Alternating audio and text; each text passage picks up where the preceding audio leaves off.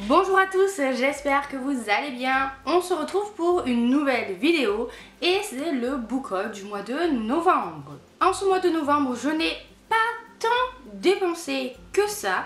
J'ai compté entre les services presse et mes achats d'occasion ou à Emmaüs.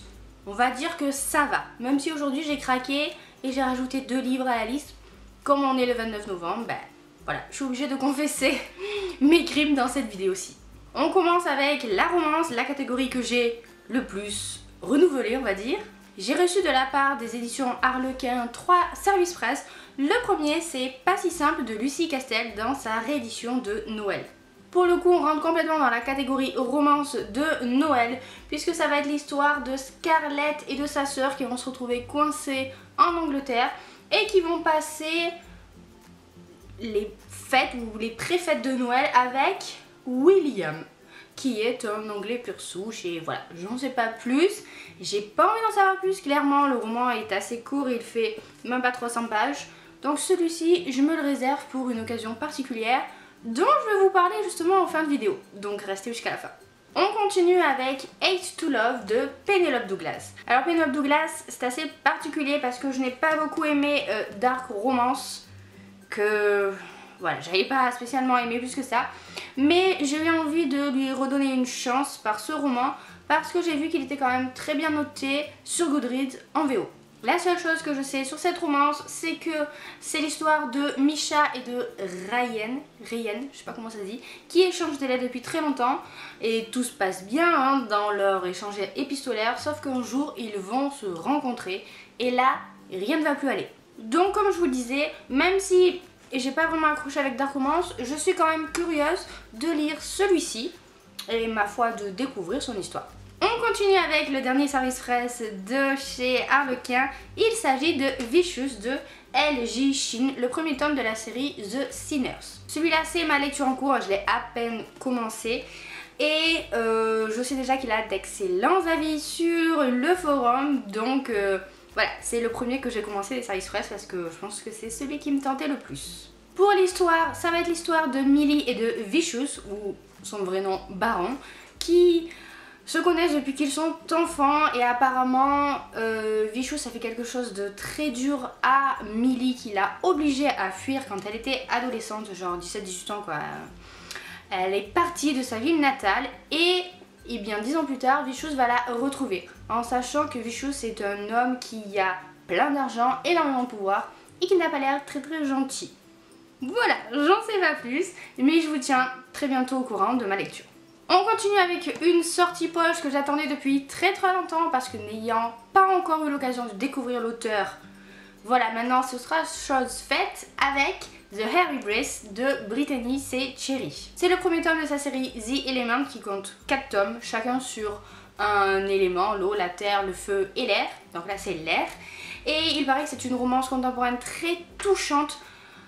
Je crois que ça a été la romance contemporaine préférée de beaucoup de lectrices. Donc faut vraiment que je la lise quoi.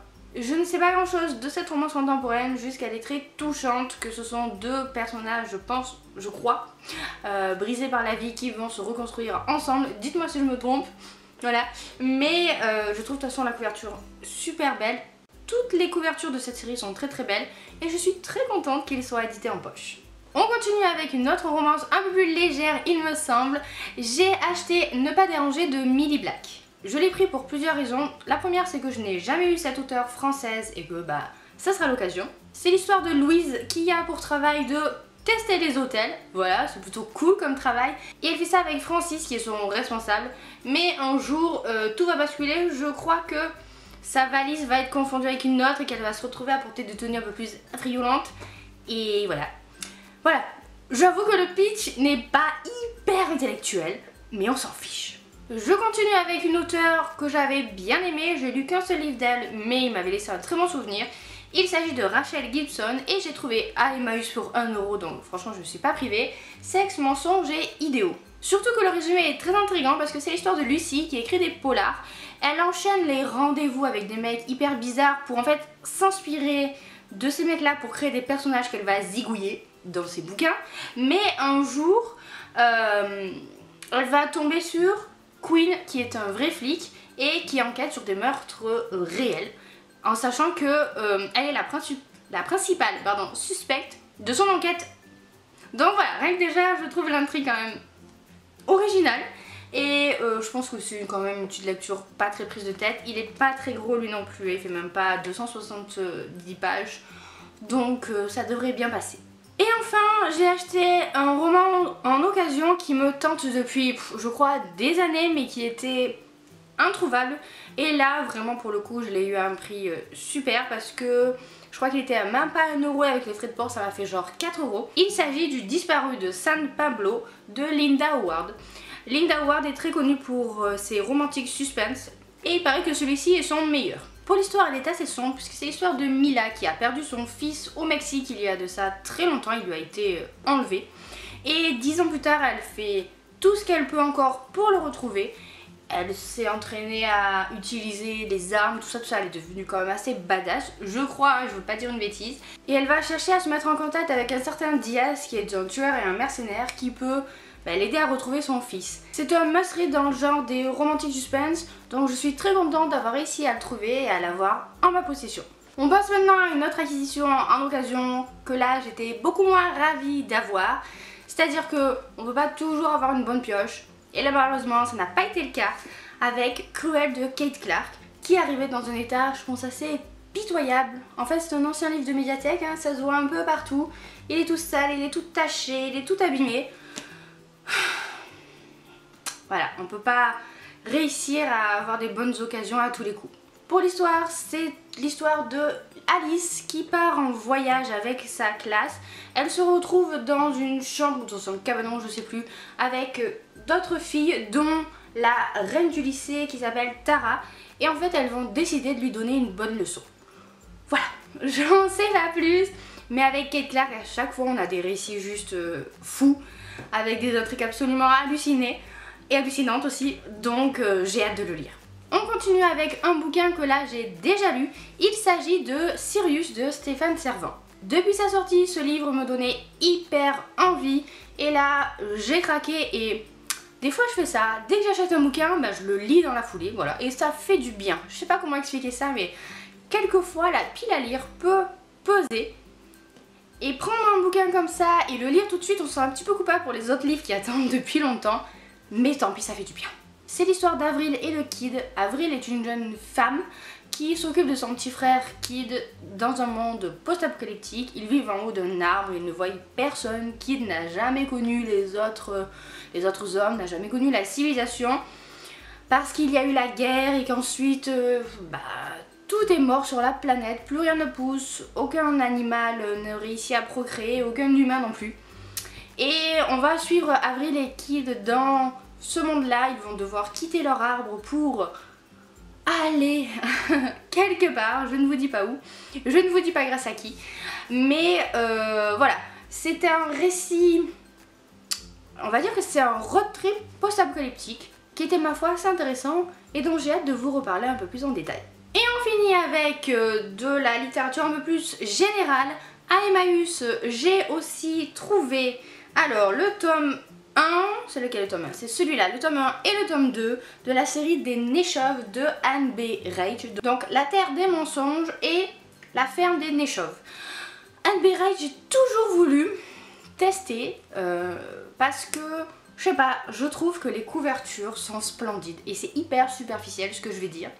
Mais quand j'ai vu que les 2 premiers tomes étaient à Emmaüs pour 1 euro chacun, dommage qu'il n'y ait pas eu le 3e quoi, parce que je les ai pris, même si j'ai pas la trilogie au complet, je vais pas le redire à chaque fois, mais à ce prix là, vraiment n'hésite pas quoi. Ce que je sais de cette histoire, c'est que c'est une saga familiale, que Anna Neshov, qui est donc la mère, est en train de mourir, ça se passe en Norvège, hein, et tous ces enfants, ces 3 fils, leur père, tout ça, ils vont revenir pour l'occasion, pour ces derniers jours.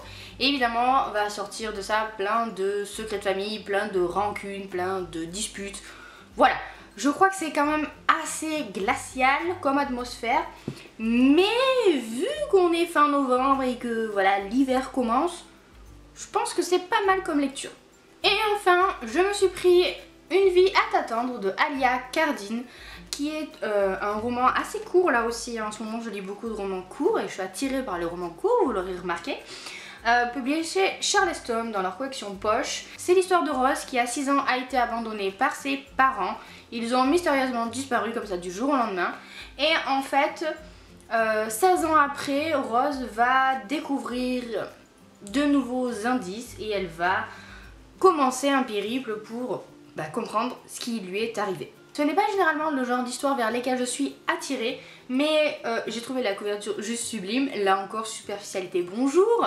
Mais aussi, j'avais envie d'une histoire de famille, là encore. Et je suis allée voir les avis sur ce bouquin. Et quand on a quasiment 5 étoiles partout, on n'hésite pas trop. Donc voilà, j'espère que ce petit ne me décevra pas. Et on en a terminé avec ce book haul, mais avant de vous quitter, une information qui n'est pas des moindres. Je vous parlais de romances de Noël, notamment avec Pas si simple de Lucie Castel. Ce n'est pas pour rien, parce que du 8 au 10 décembre, nous organisons sur le forum et également sur la page Facebook du forum un week-end à lire spécial lecture cocooning. Donc tout ce qui est romance qui fait du bien, feel good, romance de Noël, ce genre de choses quoi. Nous avons créé 3 menus pour l'occasion. Donc c'est un week-end à lire un peu différent. C'est ni un week-end amis, ni un week-end à lire où chacun choisit le nombre de pages qu'il souhaite. On a fait 3 menus. Un menu avec 400 pages, un menu avec 600 pages et un autre menu avec 800 pages. Donc vous choisissez votre menu, vous choisissez le nombre de pages que vous pensez lire pour ce week-end et le week-end en question vous lisez le maximum de romances, feel good, doudou, voilà. Donc n'hésitez pas à nous rejoindre pour l'occasion. Moi je vous disais, je réserve celui-ci déjà pour ce week-end là. Et maintenant on a terminé avec cette vidéo, j'espère qu'elle vous a plu. N'hésitez pas à me dire si vous avez lu ces livres là déjà, ce que vous en avez pensé. N'hésitez pas à vous abonner également à la chaîne. Et sur ce, moi je vais vous laisser, je vous fais plein de bisous, je vous souhaite de très bonnes lectures à venir. Et à bientôt dans une prochaine vidéo. Je l'ai pris pour plusieurs raisons, je l'ai pris. Et elle fait ça avec, comment est-ce qu'il s'appelle? Oh, je ne le retrouve plus.